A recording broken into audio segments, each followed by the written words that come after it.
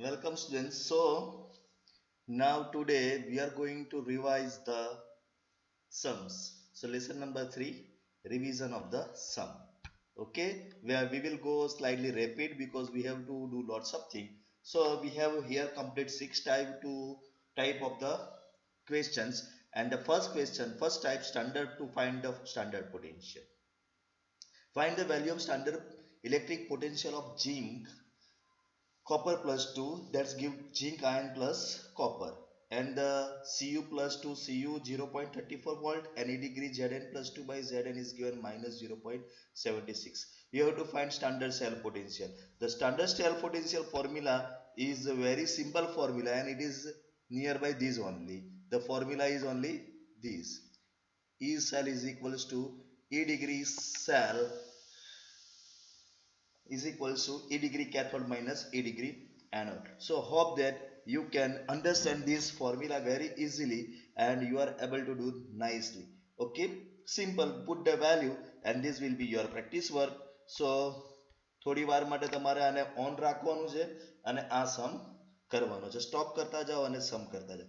So this is the practice 1 and type 1 question. Now we are entering to type 2 question.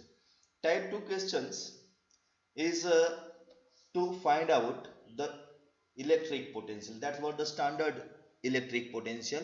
Here only electric potential we have to find out. Now to find the standard electric potential we will use Nernst equation like this. Find the value of electric potential of the sodium at molarity 0.01 and silver at the molarity 0.035. Okay, and standard electric potential of silver electrode is 0.8 volt and standard electric potential of sodium electrode is minus 2.7. So first of all, as you know, first step will be to find out the E degree cell, and that first step you have completed by previous phenomenon. જે પાછળ કર્યું છે તે જ આમાં કરીને આપણે first step complete કરવાનું છે. So first step will be very easy. Now use the Nernst equation. This is the Nernst equation. You know that આ value કોની છે? Nernst equation ની છે. So use Nernst equation and find out the given value that you know very well now. Anode and cathode, left side anode, right side cathode, put this value and the answer. So this is the very simple. So here to find out log, and that you have to do, and then after log will come here minus multiplication and the final calculation will be 3.5169. here to તમારે યાદ રાખવાનું આટલું છે. જો સાંભળજો, એક interesting વાત કરું છું. જો પાછળની વેલ્યુ વધારે હોય, આ 0.01 છે અને 0.035 છે. જો કેથોડની વેલ્યુ વધારે હોય તો લોગનો આન્સર નેગેટિવ આવે અને માઇનસ માઇનસ પ્લસ થઈ જાય. અને જો પાછળની વેલ્યુ ઓછી હોય ત્યારે માઇનસ માઇનસ પ્લસ નથી થતું, એટલે ગિવન સેલ કરતા ઓછો આન્સર આવશે. તો ડિયર સ્ટુડન્ટ્સ, ક્યારે ગિવન સેલ પોટેન્શિયલ કરતા વધારે આન્સર આવે તો કેથોડનું કોન્સન્ટ્રેશન વધારે રાખીએ તો આન્સર મોટો આવશે, અને કેથોડનું કોન્સન્ટ્રેશન ઓછું રાખીશું તો આન્સર નાનો આવશે. So that is your second thing to remember. Okay, so this is type number 2 where we are going to find out the electric cell potential. Now type 3. In this type 3 we have to find out the unknown concentration. Unknown concentration એટલે શું? તો find the value of x. અહીંયા તમને સોડિયમનું concentration આપેલું નથી. So you can see that sodium concentration is not given, so you have to find that value. Okay, sodium concentration, so you are going to find that concentration of sodium. So hope that you understand this. Now here two things are given. એક તમારે પહેલા તો E degree આ બધા આપેલા હોય તો આ બધાનો યુઝ કરીને તમારે પહેલા E degree cell જ શોધવાનો. E cell તમને ક્વેશ્ચનમાં આપેલો છે, બરાબર? તો E cell E degree cell છે. કેલ્ક્યુલેશનમાં આપણે ફક્ત વેલ્યુ પુટ કરી અને હવે left side right side plus minus કરતું જવાનું છે અને ફાઇનલી એન્ટી લોગ શોધવાનો છે. So this steps you know very well. Hope that કે તમને આ બધા સ્ટેપ આવડે જ છે કે ભાઈ પહેલા આ વેલ્યુને આ બહુ લીધી, પછી આ વેલ્યુને એનાથી નીચે લઈ ગયા આપણે, જો અહીંયા આ રીતે ઓકે, અને પછી આપણા પાસે 1.1824 આવ્યો જેનો એન્ટીલોગ શોધ્યો, એન્ટીલોગ આ આવે છે, અને પછી આપણે 0.04 નીચેથી ઉપર લઈ જઈએ તો અનનોન વેલ્યુ મળી જાય છે. So this is two find out the unknowns value. So this is the type number 3. Okay, now we are entering to type number 4. હવે type number 4 ની અંદર શું છે તો કે find e degree e cell when different charge is given. અત્યાર સુધી આપણે બધા ઇક્વલ ચાર્જ વાળા પડ્યા. હવે આ ક્વેશ્ચનમાં આપણને ડિફરન્સ ચાર્જ શું આપેલો છે? You can check out that અહીંયા એ એલ્યુમિનિયમ +3 છે અને અહીંયા આયનના +2 છે. એટલે બંનેના ઇલેક્ટ્રોન જ્યારે સરખા ના થાય તો જ્યારે ઇલેક્ટ્રોન સરખા ના થાય કોઈ પણ ટાઈપનો સમ હોય બધાથી પહેલા એ બેનું એલસીએમ કરી નાખો એટલે 3 2 જા 6. અહીંયા n હંમેશા કેટલા થઈ જશે? 3 2 જા 6. Always means in this case અહીંયા 2 અને 3 છે, 2 અને 1 હોય તો 2 1 જા 2. અહીંયા પ્રિકોશન શું લેવાનું છે તો ટોટલ ઉપરના પાવર પણ 6 થવા જોઈએ. જ્યારે તમે એનોડ અને કેથોડમાં રિપ્લેસ કરો છો at that time those power should be also કેટલા થઈ જવા જોઈએ? 6. And that's why this is the important thing.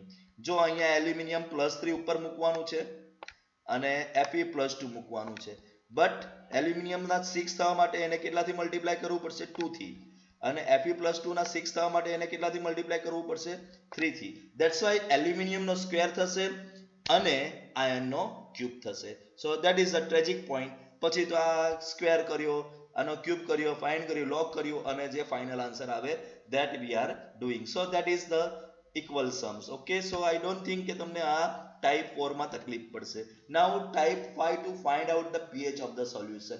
હવે pH of the solution આ આપણા પાસે ડાયરેક્ટ મેથડ છે અને બીજી આપણા પાસે એક શોર્ટકટ મેથડ છે.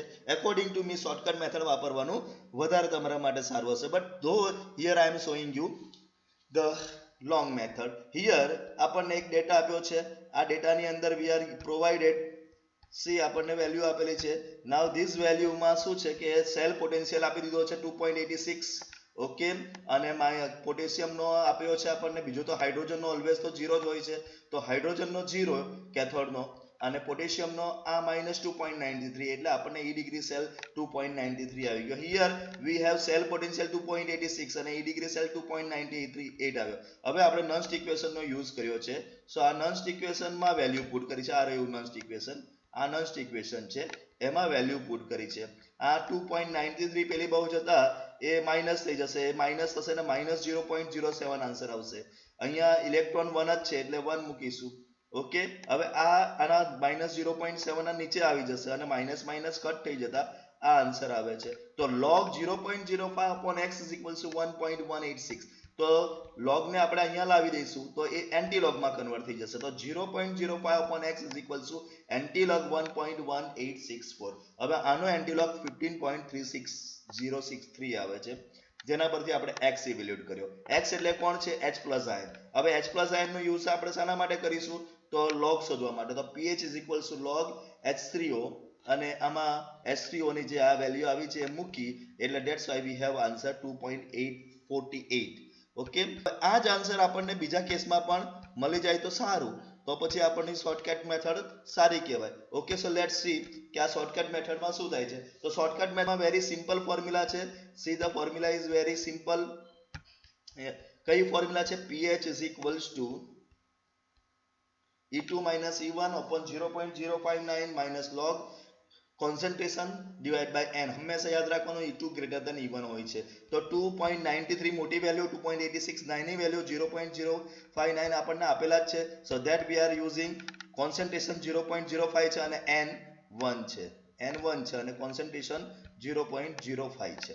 ઓકે, તો વેલ્યુ પુટ કરી સિમ્પલ log 0.05 આટલું આવે છે અને પેલી વેલ્યુ આટલી આવે છે. So that will be the 2.4875. Same answer મળે છે.